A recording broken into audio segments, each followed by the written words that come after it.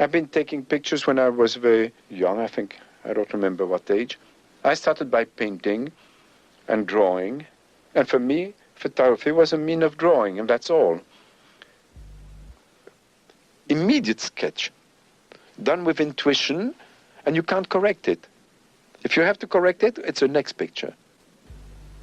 But life is very fluid. Well, sometimes the pictures disappeared, and there's nothing you can do. You can't tell the person, oh, please smile again, do that gesture again.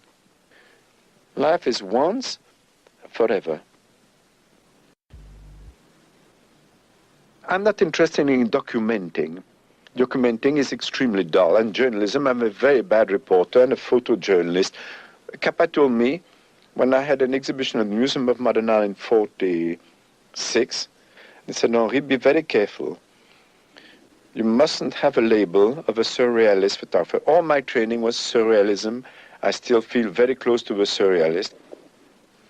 But he said, if you're labeled as a surrealist photographer, you won't go any further, you won't have an assignment, and you're going to be like a hothouse plant. Just forget it, do whatever you like, but the label should be photojournalist. And Capaz was extremely sound. So I never mentioned surrealism, that's my private affair. And what I want, what I'm looking for, that's my business. And I'm not a reporter. It's accidentally, it's on the side. If I go to a place, it's try and have a picture which concretizes a situation, which in one glance has everything, and which has the strong relations of shapes, which for me is essential. For me, it's a visual pleasure. You know, it's a rhythm, the way the head falls here, this goes back. There's a rhyme between different elements. There's a square here, a rectangle, another rectangle. See, it's all these problems which I'm preoccupied with. The greatest joy for me is geometry. That means a structure. You can't go shooting for shapes, for patterns and all this, but it's a sensuous pleasure, an intellectual pleasure at the same time to have everything in the right place. It's a recognition of an order which is in front of you. Like on this picture, the portrait of a grandmother and the little girl, it's all these relations of curves, of design, of lines. The difference between a good picture and a mediocre picture, it's a question of millimeters. A small, small difference, but it's essential. And if I take the picture from there, it's another arrangement of there, there, there. And it's very small moves I'm doing. I'm not jumping up and down. It's a relation between your nose, your eyes, the window behind. And that's my pleasure, to establish these relations. And sometimes there's no picture. All right, there's no picture. Photojournalism. It's a way of noting. Well, some journalists are wonderful writers and others are just putting facts one after the other. And facts are not interesting. Facts are not interesting. It's a point of view on facts which is important. And in photography, it is the evocation. If you evoke, comment ça se dit, évoquer.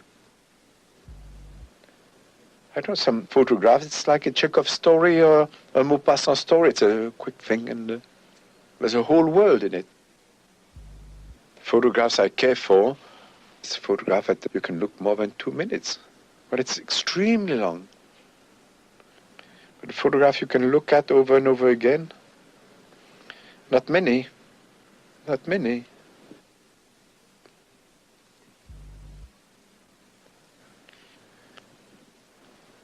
The most difficult thing for me, it's a portrait.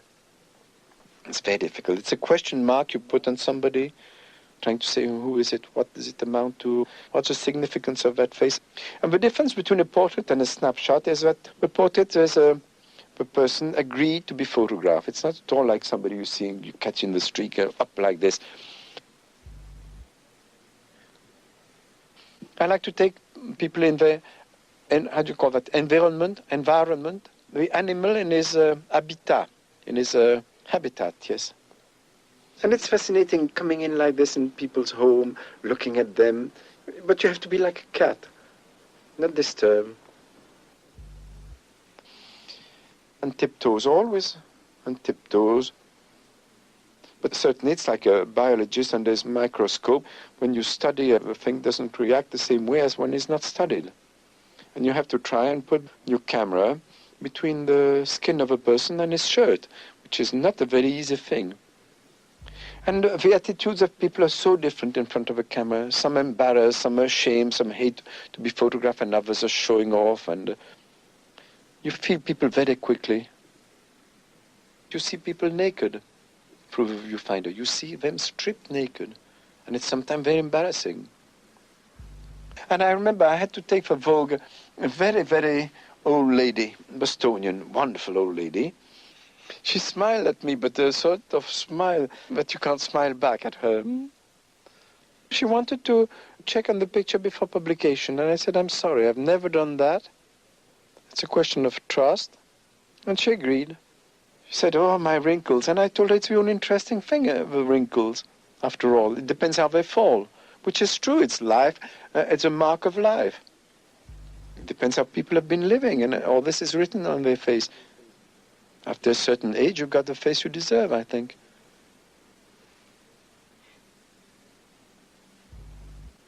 Usually, when taking a portrait, I feel like putting a few questions just to get a reaction of a person, talking as little as possible.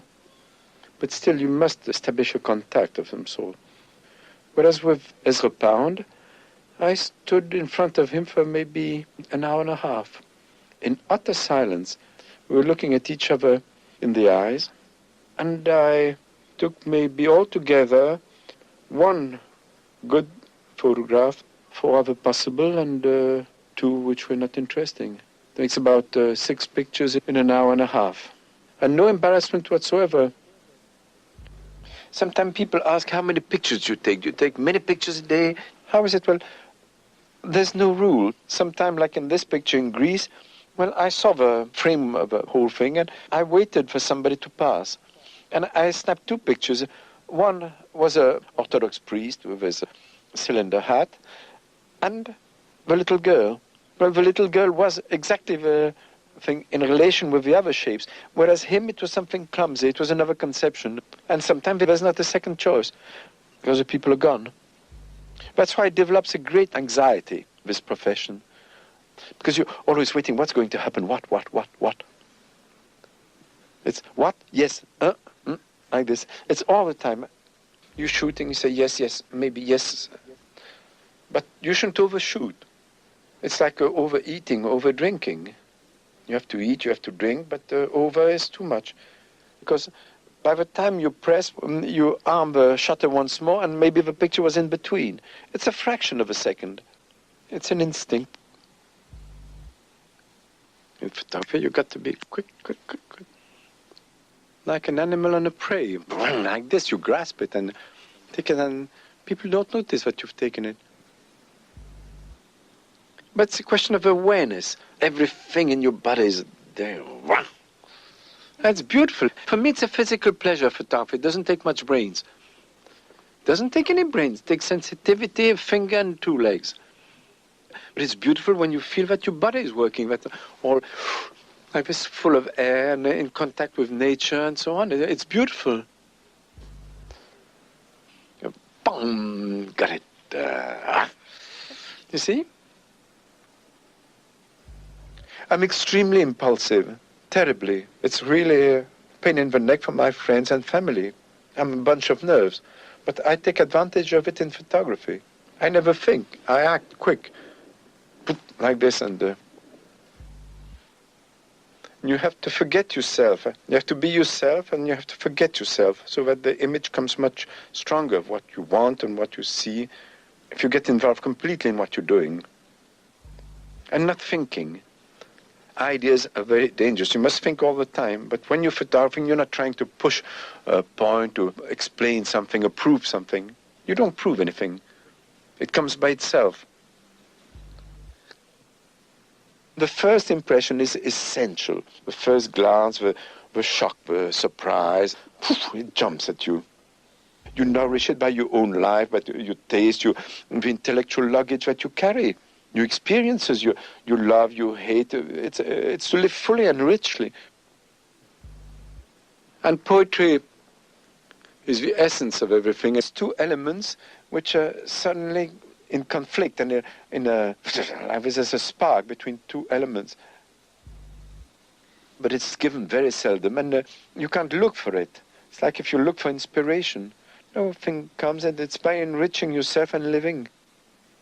Say, I'll wait for the top pictures, for great pictures. Well, it's seldom you make a great picture. You have to milk the cow quite a lot and get plenty of milk to make a little cheese. I don't know what it means to be dramatically new.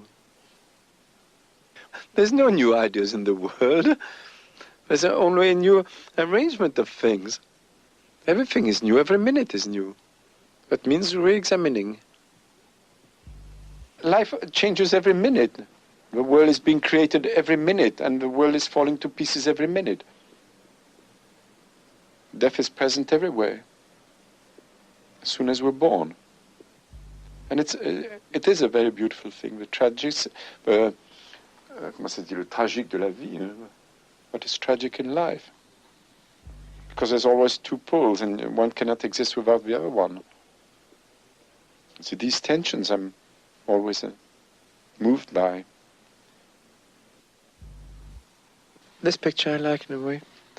I was driving in Greece, in the mountains in the north. There was a child on the road. He was keeping goats. I don't know, I waved or something, and suddenly he started walking on his hands. There was such an exaltation, such a joy in that barren country, that dust road. I like English people very much. And it's the most exotic country for a Frenchman. It's the biggest difference. It's go to England, see English people even now. How can I say politely? When I'm in England, I feel like I'm sitting in a very comfortable armchair, and I'm looking at the stage and all these actors. I can applaud them, but I've got this set of rules, wonderful, but I'm not supposed to step in and jump on the stage and play with them. You see? It's like this. You look at the play, and shouldn't applaud too loud, and I enjoyed it tremendously. I think everything is interesting if you're scratched, but at the same time you can't just photograph everything you see. There's some places where the pulse beats more, and others, after the war, I don't know, but I had a feeling that going to colonial countries was important. What changes are going to take place there? That's why I spent 3 years in the Far East. I was in India just at the death of Gandhi, after the partition between India and Pakistan. And it's to be present when there's a change of situation, when there's the most tension. And I've been living in India for about a year, even more. And problem of demography, immensity of space, of people, preoccupied me very much. I like to live in a place. I don't like to go for short. Rodin said something, what is made with time, time respects it, or something like this. I spent in China the last 6 months of the Kuomintang regime. I watched it falling to pieces. And I was there when the communists arrived. I stayed there another 6 months. The Chinese have always been between a chaotic and a stern and puritanical regime. Through centuries it has been from one to the other. I was very lucky to be just at that change.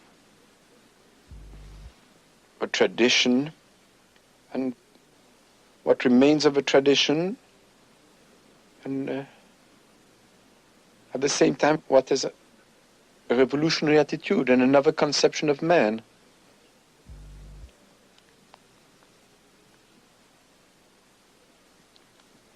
To interest people on faraway places, to shock them, to delight them, is not too difficult. But the most difficult thing is on your own country. You know too much.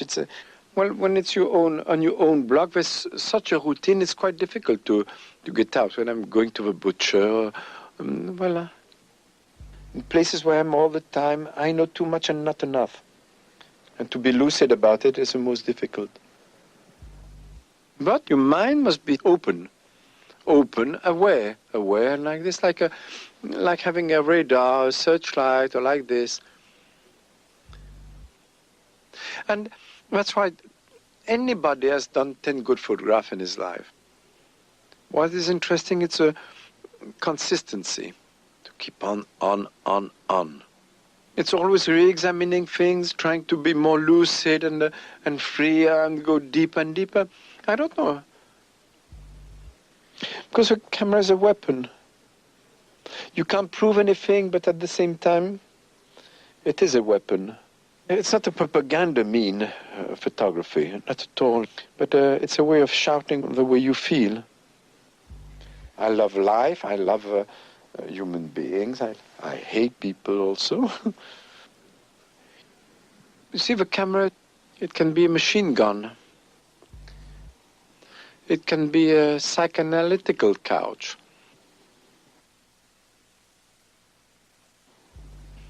It can be a warm kiss.